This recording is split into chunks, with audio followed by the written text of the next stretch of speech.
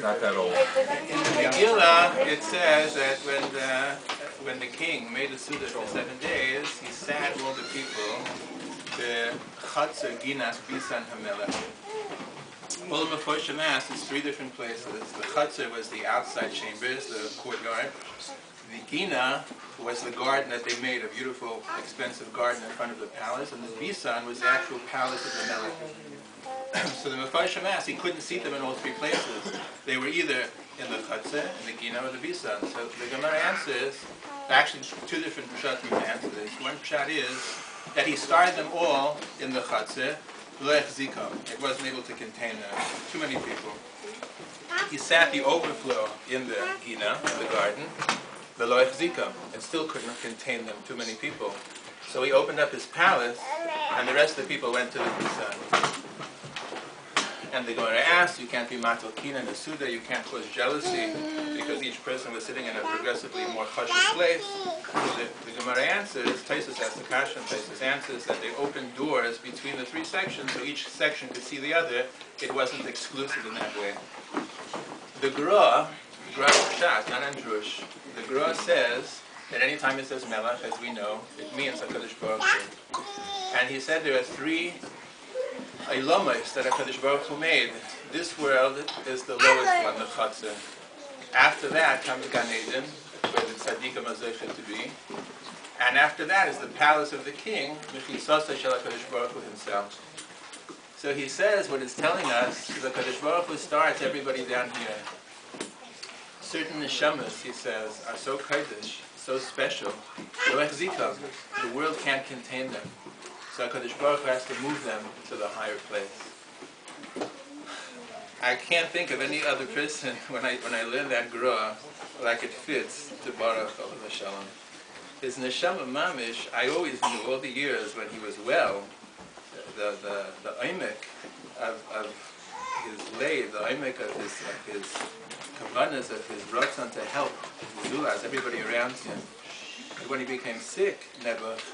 And all the shittiest levels that everybody is marata themselves with. You know, the whole fear of when Mashiach comes and it's Eilam HaEmes is that we don't have all the tools to convince ourselves that we're somebody different.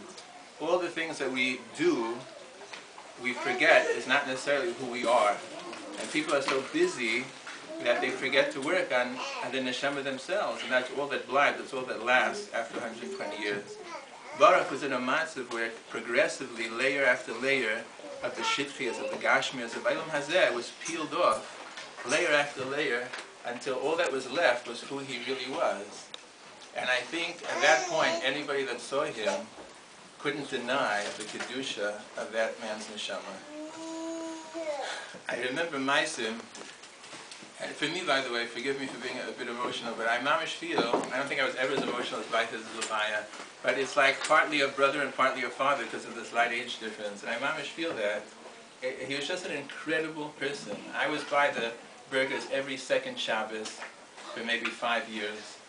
And I don't think any family exemplified what a Kadosh Baruch Hu wanted in a home, and anybody could model what Shabbos and the warm heart to accept every person that wanted to join that Shabbos table like the burgers did. When he was well, I have to just add one thing as far as the Ovos. It's amazing to me that he excelled in 2 contradictory ways, because it says by Avraham Avinu that he excelled in chesed. Chesed is an expansion of oneself. It's a hishpashtus, a person goes out of who he is to help Yen and to help somebody else. And it says by Yitzchak that he excelled in Yira. Yira is the opposite, it's Simpson. It's holding oneself back and not allowing oneself to do what's wrong. The Gemara says, Ashrei Isha Mefachid Tomi, the person who's always scared to step across the line to do what's wrong is a happy person because he'll never be over in Aveira. So Yitzchak excelled in this midah of Yira, and Avram in the midah of Chesed. Baruch, when he was well, Mamish was like an Avram Avinu. Everybody knows that if they had any more doors here, it still couldn't have been any more like Avram Avinu's Oihel. Everybody came to the burgers. Everybody was welcomed by the burgers. who can forget this story when I remember myself that he went to a gas station to fill up with gas, and he saw a lady with her son that he had no idea who they were on earth, and he came home with both of them because they didn't have a place to stay. Here were two neshamas that at Mamish were homeless, and B'roi v'havosei, with his love for every single yid, he couldn't go home and leave them there. So he Mamish brought this mother, who was a single mother. I think she was divorced or whatever she was, and she was crazy is what she was. And it came out that she Taka was crazy. You know, Mrs. Berger, I remember that the mother was doing certain things which frightened the child. I remember one time, right after Shabbos, she was chasing him with a brush. She wanted to comb his hair, and he was running for his life. I don't know what the details were. I don't want to know the details, but I will tell you one thing. Baruch, which was so him, he didn't sit there fighting with the mother. It wasn't his place.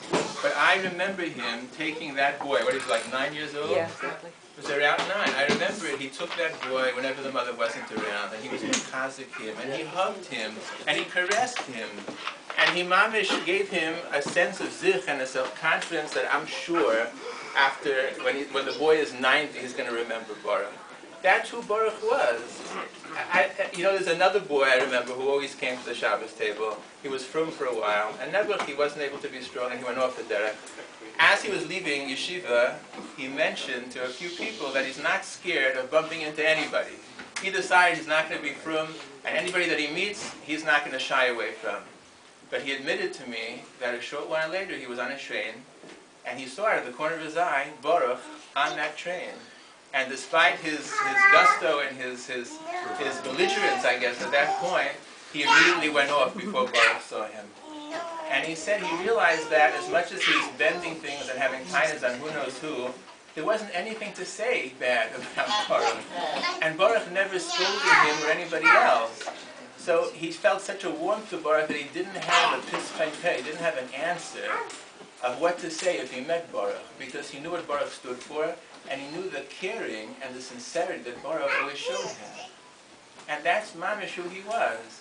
I remember a Shabbos table, I was sitting by you, at a certain point I had a certain jaw problem develop. Where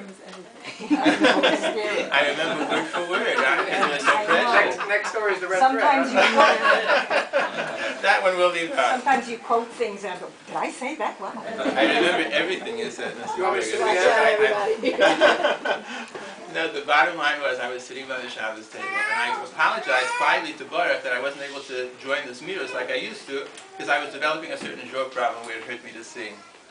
And Baruch didn't say anything. There were people around. There was a bunch of Baruchim. As soon as there was a private corner where everyone was looking somewhere else, he just like went over and sort of like stroked my jaw. In a way, I was 18 years old. I wasn't 6. But there wasn't any way to have a time on him because it was such a fatherly thing to do. And if you looked into his eyes, which I did at that moment, it was with such a caring. Like, certain people say so many things that are only, you know, lip deep, if you will. It doesn't go to who they are. Baruch didn't know how to do anything in a shitchias way. Everything he did was from Einpid Liba, from who he was, which was such a beautiful golden containment of midos that I don't think anybody ever saw before. I don't think anybody who came into his Dalet Amos could ever forget the personification of how a yid has to treat everybody else, which he was, every minute of his life. So just going now, that was Avram Avinu. The opposite midah is yira, of holding oneself back. It's an amazing thing that Avram had this midah of expansion, of chesed, but it's the opposite to have the midah of Yitzchak to be b'tzimtzum and control oneself. When he became ill, he mamish showed a koyach of holding himself back that I don't think I've ever seen before, I don't think anyone saw before. Not to ever complain in the hardest moment, not to ever have a taina, to be matzdik the din, no matter how incomprehensible it became, is mamish the ma'aseh of a gadol. I don't think there's anything more to say. Rav Aaron once came by the Malach Malka, Rav Aaron Shechter, Shlita, and he told Baruch when he came that he had so many simchas that night that everyone was pressuring him to go to, but he could not miss Baruch's simcha. And Baruch was so ill already that he wasn't sure Baruch recognized him. So he looked into Baruch's eyes, he said, Baruch, you know who I am? And never at that point Baruch couldn't answer him. So all he did, which none of us could ever forget, he gave him that special smile, which was so Baruch. And Ravard, in his own way that only he could articulate, said, Baruch, now I not only see that you recognize me, but now all of us recognize who you really are also. Because that